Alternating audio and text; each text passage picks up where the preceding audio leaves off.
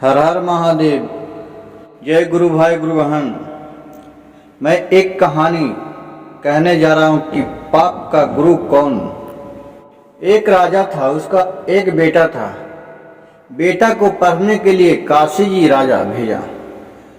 बेटा बहुत दिन रहा, वहाँ से पढ़ के अपने राज्य में आया। राज्य में सबको अच्छा शिक्षा दिया, अच्छे स्कूल खोला सब को पढ़ाने के लिए। एक दिन वहाँ एक महात्मा आए। महात्मा ने पूछा बालक से, जो मास्टर था स्कूल के, उससे कि सुन रहे हैं कि आप काशी से पढ़ के आए हैं, आप बहुत कुछ जानते हैं। महात्मा की बात सुनकर राजा के लड़का बोला कि हाँ महाराज, मैं तो काशी से पढ़ के आए हैं और बहुत चीज पढ़ा हूँ, सब चीज का पढ़ाई पढ़ लिया हूँ। महात्मा थे, वो दूसरा कोई नहीं थे, वो शंकर भगवान थे जो महात्मा के रूप में आए थे। शंकर जी ने राजा के लड़के से पूछा कि राजन, हमको भी बहुत जगह मास्टर से पढ़े, लेकिन एक बालक हमसे पूछा कि गुरुजी आप बताइए कि पाप का गुरु कौन है। हमको तो समझ में नहीं आया, इसलिए मैं राज्य के दरबार में गया। राजा से पूछा कि राजा, मुझे यह बताइए कि पाप का गुरु कौन है। राजा ने अपने मंत्रियों से बोला तो मंत्री ने भी यह जवाब नहीं दिया। एक मंत्री ने बोला कि महाराज, यही राजा के लड़का हैं, अभिषेक नाम है, जो विदेश से पढ़ के आए हैं, वह बता देंगे कि पाप का गुरु कौन है। यह सुनकर, मंत्रियों के बात सुनकर अभिषेक का पता महात्मा जी लिए और जहां वह स्कूल खोले थे वहां चल गए। उसी समय बालक लोग पढ़ने के लिए आए हुए थे। इधर से महात्मा शंकर जी महात्मा के रूप धारण करके और गए स्कूल में, और बहुत नम्रता पूर्वक पूछे कि बाबू, हमको यह बताइए कि पाप का गुरु कौन है। यह सुनकर मास्टर साहब सोचने लगे कि सब पढ़ाई तो हम पढ़े हैं, धर्म अधर्म में लड़ाई, जनता को सेवा करना, लेकिन पाप का गुरु कौन है। जो पाप तो करवे करता उसको तो दंड दिया जाता है, लेकिन उसको भी गुरु कौन है, ये तो पढ़ाई हम नहीं पढ़े हैं। यह सुनकर राजा के लड़का फिर बोला कि ठीक है गुरुजी, मैं कुछ दिन को समय दीजिए, मैं फिर वापस जाते हैं विदेश पढ़ने के लिए। यह बात सुनकर शंकर जी बोले कि ठीक है बाबू, जब भी तू पढ़ाई पढ़ के आना तो हमको बता देना, मैं आपका प्रतीक्षा करूंगा। यह बात सुनकर अभिषेक अपने पिता को पास गया और बोला कि पापा जी, मेरा कुछ और भी पढ़ाई छूट गया है, रह गया है बाकी, उसको पूरा करने के लिए मैं जा रहा हूं एक बार फिर विदेश। वह फिर काशी जी चले गए और वहां यह पढ़ाई का गुरु खोज रहे थे कि पाप का गुरु कौन है, पाप का गुरु कौन है, यह स्कूल कहाँ है।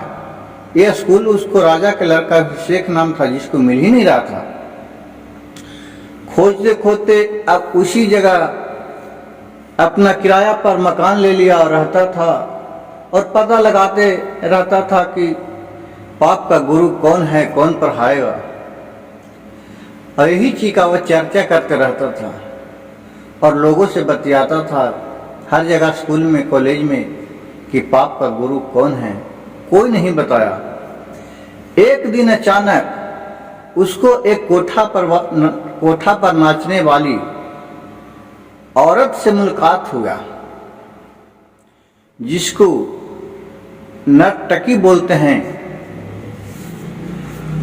उससे यह प्रश्न बैठे बैठे दोनों में बात विचार हो रहा था। एक दुकान पर खड़ी थी, तो वह औरत बोला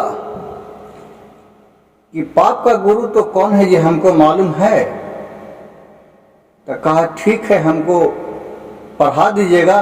कहा कि हाँ ठीक है, लेकिन उसके लिए कुछ आपको इंतजार करने पड़ेगा, क्योंकि मेरे रूम में आपको रहना पड़ेगा। कहा कि आपका रूम में तो मैं रहूंगा तो मैं बदनाम हो जाऊंगा, कोई देख लेगा तो कहेगा कि राजा के लड़का ये नर्तकी के रूम में है। कहा कि ठीक है, तो अब बगल वाले रूम में रहना और किसी कोई देखे नहीं। कहा कि ठीक है।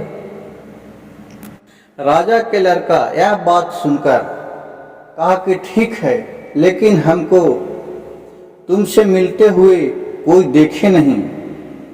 यह नर्तकी बोली, जो औरत नाचने वाली थी, कहा कि महाराज, हमसे आप इतना ही देखिएगा कि हमको और आपसे कोई मिलते नहीं देखे। कहा कि हाँ, ये तो बहुत अच्छा कहा। उसी तरह औरत बगल में ले लिया रूम राजा का लड़का, और कुछ दिन बीता। देखिए, राजा के लड़का का यह जवाब नहीं मिला था कि पाप का गुरु कौन है। एक दिन के बात हुआ कि राजा के लड़का का थोड़ा तबीयत दब हो गया। ये जो औरत नाचने वाली थी वह बोली कि राजा साहब, मैं आपके आके पैर दबा दूं? कहा कि नहीं नहीं नहीं नहीं नहीं, कोई देख लेगा तो हमको बदनामी हो जाएगा। एक दिन हो गया, दूसरे दिन फिर पूरा सज धज कर, पूरा 16 श्रृंगार 32 आभरण करके ये नर्तकी थी जो औरत नाचने वाली, वह अपने कोठा पर से राजा को लड़का को देखा और बोला कि क्या आऊं मैं, आपको पैर दबा दूं? कुछ पैसा कौड़ी भी आपको नहीं होगा, कुछ पैसा कौड़ी भी ले लेते हैं, मिलने कम से कम आने दीजिए, आपको 100 अशर्फिया दूंगी। कहा कि नहीं नहीं नहीं, आप कोई देख लेगा तो हमको बदनामी हो जाएगा।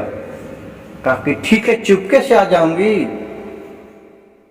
तो राजा के लड़का तैयार हो गया, उसको लोभ आ गया,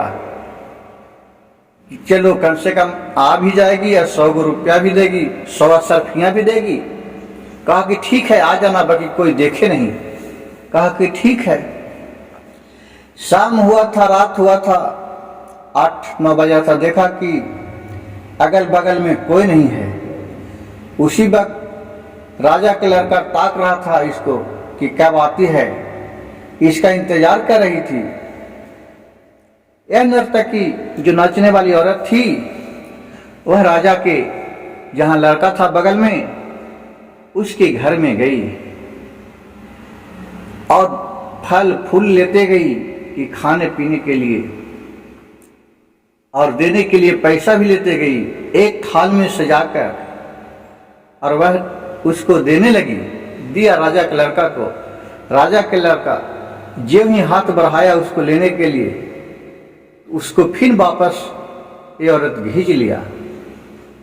राजा के लड़का क्रोध हो गया, बोला कि क्या बेहुदा जैसा आप काम करती हो।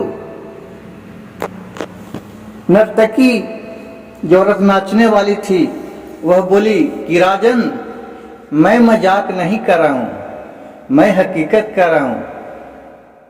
तो राजा का लड़का बोला कि हकीकत क्या है, क्या हकीकत कर रही, आप ही तो बोली। और फिर आई भी चुपे, और फिर हमको खाने के लिए दिया, और फिर खींच भी रहा है, पैसा भी नहीं दे रही है। कहा कि यही तो मेन कारण है राजा, आपको पास लोभ आ गया, तो पाप का मेन कारण है लोभ ही। जिसका मन में लोभ है उसका से पाप से बढ़ के कोई नहीं है।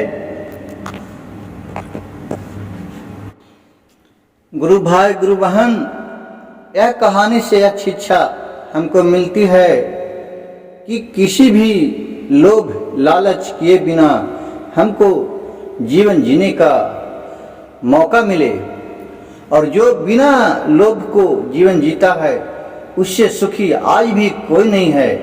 जो लोभ के चक्कर में पड़ता है और उससे दुखी भी कोई नहीं है।